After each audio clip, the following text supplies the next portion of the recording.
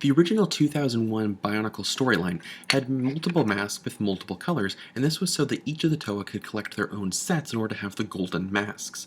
For example, we originally had a standard Liwa mask, however it came in a variety of colors. That way, each of the Toa could have their own copy of a mask of levitation, or for example, each Toa could have their own copy of a mask of shielding, and this was really cool. However, we had an issue where with the Toa Nuva, we had complete sets too. I had a bunch of questions regarding why there were multiple sets of Toa Nuva masks and just exactly how they worked. So I talked to Eljay from the Three Virtues message board, and here's some of the things I found out. The first question I had was, why were there complete sets of Toa Nuva masks lying around the island of Matanui if the Toa Nuva didn't exist until the Toa Mata were transformed? Eljay replied that there wasn't sets of masks lying around all the time on the island of Matanui. However, when the Toa were transformed into Nuva, 30 extra Kanohi Nuva were crafted by the residents of the island of Artaka, and were then teleported to the island, though how they knew when exactly to teleport them is beyond him and the other TTV members. My second question was, if the Kanohi Nuva's powers can be shared with the other Toa, like when they escaped the Borok nests, why did each Toa Nuva need to acquire their own set anyway?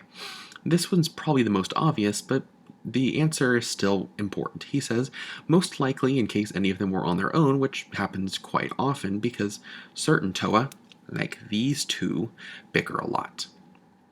Eljay says that it's not a bad idea to have the powers of your friends. If they aren't around, they gift them to you. However, teamwork is still better than being on your own, in my opinion. Next question I asked was, why were the Toa Nuva masks stored at each Toa Suvas when the Toa can wear multiple masks, like for example when Tahu wore the Vahi and his Hau when fighting the Borok Cal? Eljay replied, well, Toa can't wear multiple masks, at least not that he can recall. The only time we see a Toa wearing multiple masks was Vakama in Legends of Metra Nui, though this was probably just artistic license because they didn't have Suvas at the time. If they can wear multiple masks at once, however, they certainly can't wear two masks at once, like a Hau and a Miru. At the same time, Toas can switch out masks at the Toa Suva.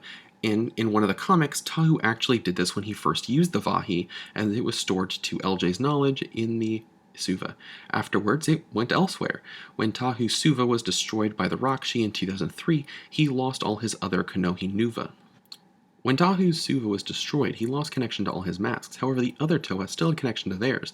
That is, until they went to Karta Nui, where the energy storms blocked out connection, and thus they were only able to use their primary masks, just like Tahu could. My final question is probably the most interesting based on the lore. I asked, do the adaptive masks given to the Toa Nuva by Artaka when they visited the island have the same property to share powers?